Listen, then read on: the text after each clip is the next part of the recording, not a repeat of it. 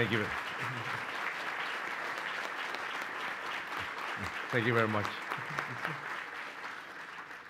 Dean David Elwood, Ms. Maggie Williams, Secretary Albert De Rosario of our Foreign Affairs Department, members of the Cabinet present, Ambassador Joey Quisha, Consul General Mario De Leon, students, fellows, faculty, and staff from Harvard, or is it still Harvard? I'm sorry, I lost the accent 31 years ago, but I still know how to pack the car. Members of the local community, honored guests, ladies and gentlemen, good afternoon. As some of you may know, Boston was home to me for about 2.5 years. It was here that my family found warmth in exile during the dark days of the Marcos dictatorship.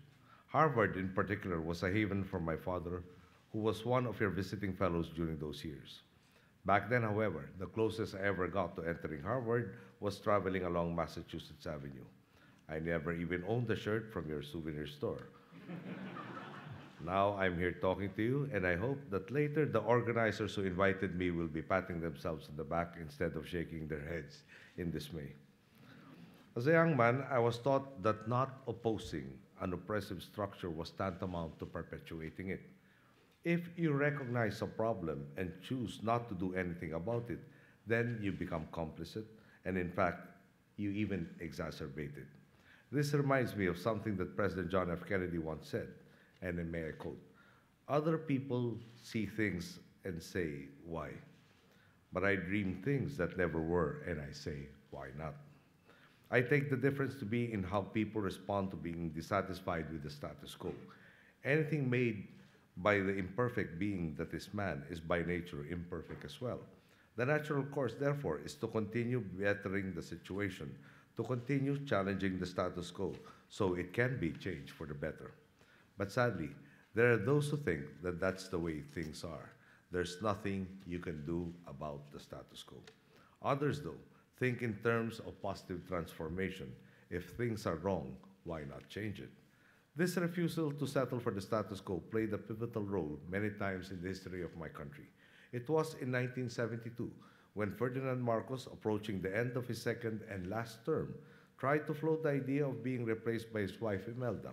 When that did not pan out, he tried to push for a shift to a parliamentary government with no term limits. However, the political process for constitutional change stalled, and the 1973 elections were fast approaching. At that dead end, Mr. Marcos declared martial law. My father, a senator in those days, was perhaps the fiercest fiscalizer of Mr. Marcos, in conformity with the concept of checks and balances in government. For this, he was put on top of Mr. Marcos's order of battle. When martial law was proclaimed, my father was jailed for 7 years and 7 months, for the most part in solitary confinement. He was, however, allowed to leave for the United States to undergo a coronary bypass. He brought his family with him to live in exile here in Boston for about 3 years. As late as 1983, even with the Gandhian example of nonviolence toppling a colonial regime, a lot of people still believed that it was only through violence that freedom can be won. I must admit that back then I was also of that disposition. In furtherance of his belief that the nonviolent route would be most beneficial for our countrymen, my father returned to the Philippines despite the many concerns about his safety. He was hoping that even out of mere curiosity, Mr. Marcos would agree to have a dialogue with him. My father hoped to relate to him the true situation of the country. That is, more and more of our people were becoming disillusioned with the dictatorship. More and more were turning towards militancy, and the risk of civil war was increasing. My father feared the dictator was detached from reality. He was, after all, surrounded by cronies and flatterers who would tell him only what he wanted to hear. This dialogue was not to be. My father was assassinated while alighting from his plane in Manila. His death reawakened the Filipino people. In 3 years, they would bring the dictatorship down in the bloodless EDSA People Power Revolution. How did they do it? Not by settling for and accepting the way things are, but by dreaming and acting on that dream. When people clamored for my mother to lead them, she set down 2 conditions. First, that 1,000,000 signatures be gathered in support of her candidacy. And second, that there should be snap elections. When Mr. Marcos, in his hubris, felt undefeatable and called for snap elections, he scoffed that my mother, a so-called mere housewife, without any experience in government, could never run the country. My mother responded by saying, and I quote, "I admit I have no experience in cheating, stealing, lying, or assassinating political opponents." Mr. Marcos assumed that regardless of how the Filipino people voted, he could rig the results. Little did he realize the Filipino people would dare to dream and confront every act of fraud and intimidation with solidarity and vigilance at the polls. In EDSA, the major thoroughfare bisecting our national capital region, my people responded to tanks and machine guns with flowers, prayers, and songs. They dared to believe that the ultimate loyalty of our soldiers would be to their fellow Filipinos and not to the tyrant. When we regained our freedom, there was a popular song that said that we will never allow the aberration that was martial law to happen again. And starting in 2001, however, my predecessor, instead of learning the lessons of martial law, seemingly adopted Mr. Marcos's handbook on how to abuse the democratic process. At the end of her regime, our people were so apathetic to all the scandals and issues affecting her and government's inability to effect change that the overwhelming ambition of so many was to leave the country. We have now an estimated 10 million of our countrymen, 10% of the population residing and working abroad. In 2010, our aspirations were summed up in a campaign slogan: eliminating corruption would eliminate poverty. To do so, we would make right all our systems and institutions that were so wrongly tarnished and abused. Our people dared to dream and acted on that dream by entrusting to me a mandate to undo the corrupt, broken down government that Filipinos had once accepted as the norm, and thus turn it into an effective and efficient government working to uplift the country. Allow me to share with you 4 case studies of how we are fulfilling our mandate for change and how it was ignited, or how it has ignited, a virtuous cycle in our country. The first 2 cases revolve around 2 individuals: a young woman I met during my campaign for the presidency and a former Chief Justice for our country being held to account by means of impeachment. The young woman I speak of, at age 16, had just given birth to her second child. She had little in terms of resources or education and was in a relationship where both she and her partner, not that much older than her, had very little in terms of job prospects. Add to this the fact that there were very few support mechanisms to help them raise their children. At a very tender age, all the problems in the world were hers, and I had to wonder what would be the future for children who were born in such deprived conditions. The odds were stacked against them from the very beginning. Consider this: if a nation's greatest resource is its people, then it is the state's obligation to invest in the people, to give them a fighting chance to improve their lot in life. The young woman I met convinced me that we must enact, amongst other legislation, one that provides access to information about reproductive health, while respecting the conscience of the individual. We accomplished this through intense public debate and a conscience vote in Congress. We also undertook programs that allocated our limited resources to where they could have the most impact at the soonest possible time. For example, we have a conditional cash transfer program which now provides regular cash grants to 4.1 million poor households who commit in turn to have regular health checkups for pregnant mothers, among other conditions, and to having their children vaccinated, but most importantly, keeping them in school. Investing in the well-being of the people is the surest way to ensure that no one will be left behind. The conditional cash transfer does this on the most basic level, but we are all aware that, as with all other challenges, our approach in fighting poverty must be multifaceted. This is why we have closed critical resource gaps in education, such as classrooms, books, and school seats, while expanding our basic education to put it at par with international standards. Our Technical Education and Skills Development Authority, or TESTA, today partners with the private sector to ensure that training programs produce employable graduates. We continue to work to reduce Filipinos' vulnerabilities to calamities by improving weather forecasting and flood mapping systems and even construction standards, and by fostering greater coordination amongst agencies. These are only a few examples of the measures we have taken, all of which empower Filipinos and show them that ours is a government that will always stand behind them and beside them. This brings me to my second example, involving an individual at the pinnacle of his career. My predecessor, who put a premium on political survival, tried to protect herself by appointing a Chief Justice to the Supreme Court, despite a prohibition on appointing people to office when a presidency is about to end. Much as I oppose this, for the sake of harmony, I tried to make the best of a sordid situation. It soon became clear, however, that the Chief Justice considered himself accountable to no one, failing even to meet the minimum standards of transparency outlined on our laws.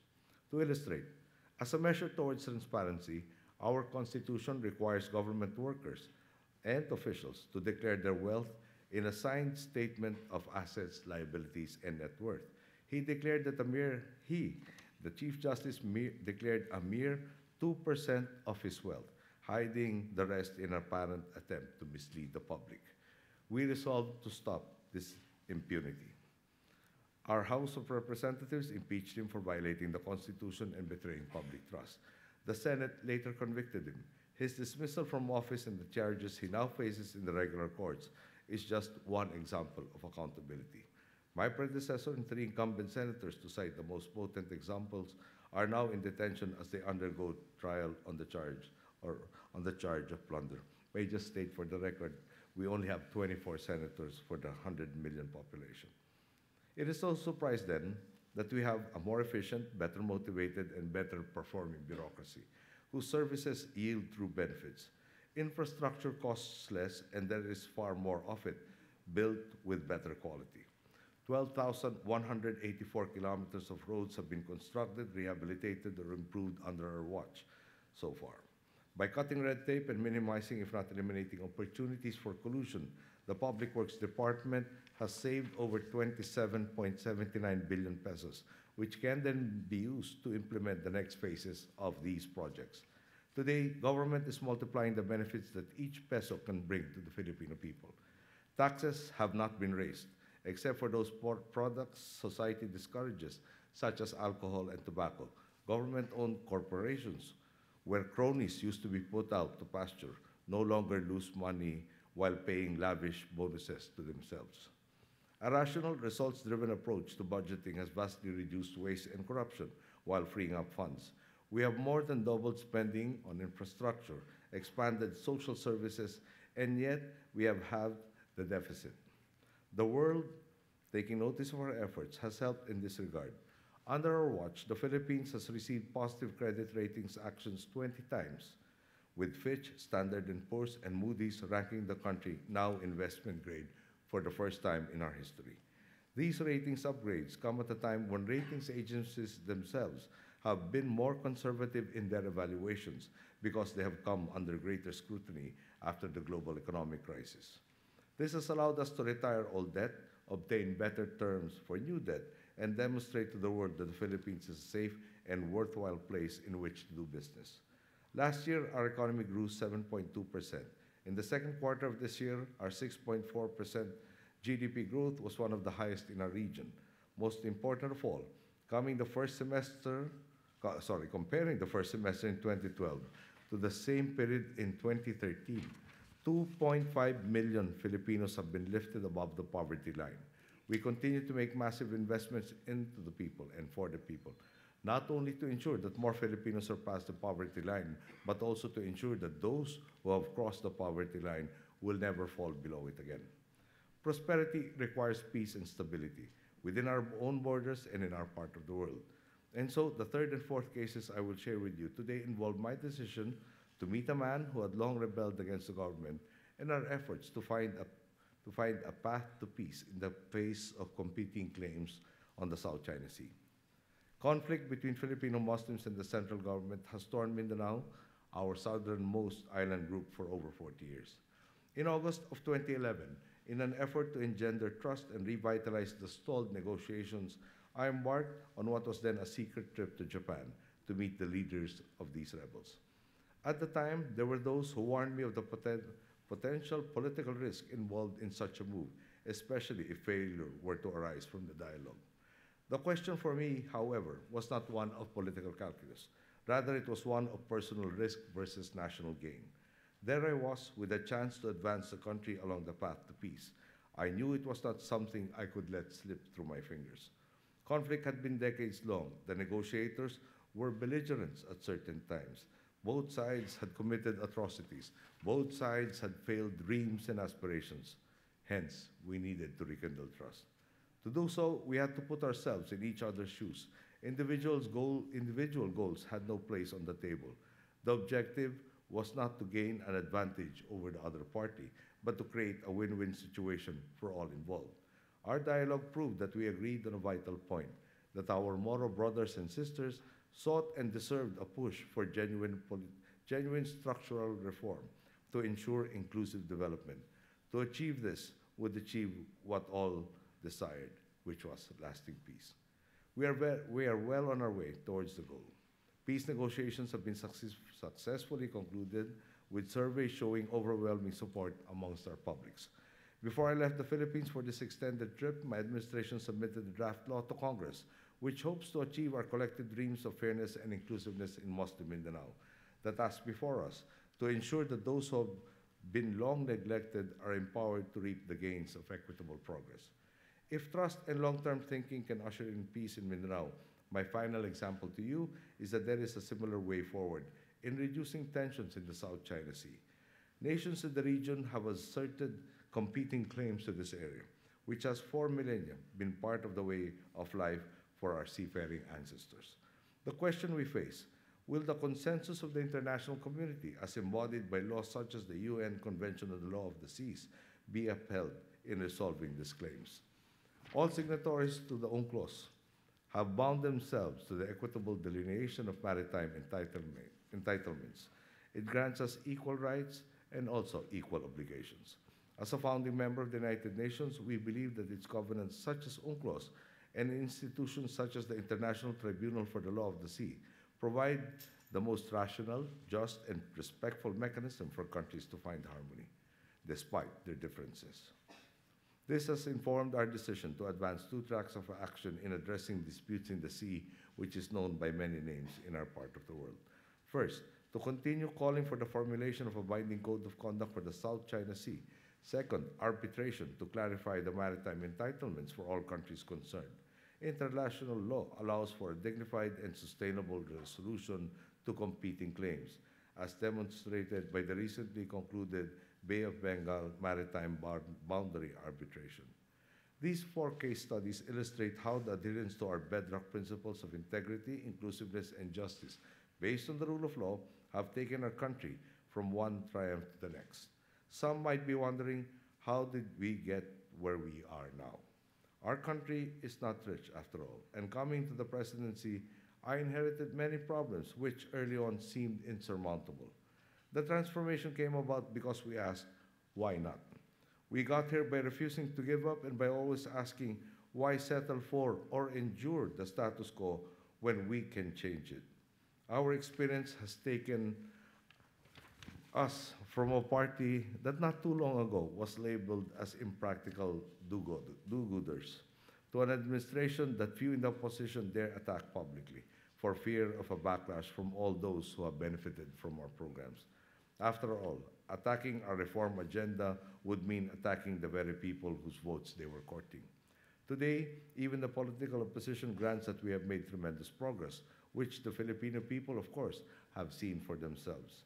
In the 2013 senatorial elections, the candidates we recommended to our people won 9 out of 12 seats. In fact, we won 9 out of the top 10 positions, with the opposition's highest candidate winning 5th and the rest hanging on to the bottom 2 places. This is not to say that everyone in our country is willing to traverse the straight path with us. There is a saying about Philippine politics: there are only 2 kinds of candidates, those who won and those who were cheated. I should note that, that those who thought they were cheated were free to file cases before our Senate Electoral Tribunal, but none were filed. As Robert F. Kennedy once said, and may I quote, "1/5 of the people are against everything all the time," close quote. In public service, you will be criticized for what you did, for what you did not do, and even for what you are about to do or not do. Do something right, and there are those who will say it is the least that is expected. And yet we forge on. Because we give up, or to give up, would mean allowing the shameless and unscrupulous to have free reign over the fate of everyone else. My administration's mandate lasts 6 years, and I am determined to make the most of it. Our challenge today is to make the gains even greater and to ensure that the transformation becomes an enduring mainstream of justice and inclusiveness. It is my hope that our experiences will motivate those like you from the other side of the world to be influencers, who in turn will inspire the communities and institutions with whom you will interact. Benjamin Houston Brown, who was the program director of the Center for International Affairs during my father's fellowship in Harvard, once paid a tribute to my father by quoting the philosopher Henry Bergson. Dr. Brown said, "My father lived up to Bergson's challenge to the young, to think like men of action and act like men of thought." In this more inclusive age, every person of goodwill has it within themselves to do the same. All you here are presented with the same opportunity to maximize the positive transformation in society. You can dream and change the problematic status quo, or succumb and merely bend in whatever direction the wind may be blowing. Men and women from all walks of life and faiths in the Philippines have taken up Bergson's challenge and are making what was once impossible possible. The Kennedy School of Government has sharpened the skills of some of them, including 4 current members of my cabinet: the Budget Secretary, Butch Abad, the Social Welfare Secretary, Dinky Soliman, Presidential Assistant on Food Security, Kiko Pangilinan, and the Presidential Management Staff Secretary, Julia Bat. Julia is part of today's delegation. And also, the CEO of our Basis Conversion Development Authority, Arnel Casanova, Jesse Robredo, former Secretary of the Interior and Local Government and a leading light in a reform agenda, and whom we lost too soon, was also one of your fellows. Despite the difficulties of public service, they all dreamed and dared to shape their why-nots into reality. John F. Kennedy dreamed bigger and acted on it. My father laid down his life and in so doing ignited a movement that toppled a dictatorship. My mother devoted her life to ensuring the democracy we had reclaimed would never be taken away. All of them were faced with daunting tasks, and all of them dared, risked, and acted. This is my message to all. Like JFK, Ninoy, and Cory, each one has the capacity to dream, to die, to live, to fight, to stand for something, to ask, why not, when the challenges seem insurmountable. Thus can we transform the world for the better. Thank you for your kind attention.